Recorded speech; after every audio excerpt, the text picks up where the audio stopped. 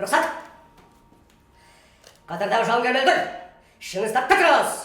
Құрметті ата, өтірік айтқан адамға не істеу керек? Өтірік айтқан адамға 20 рет.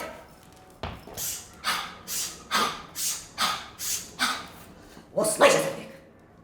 Құрметті ата, кетуге рұқсат етіңіз. Рұқсат. Солға.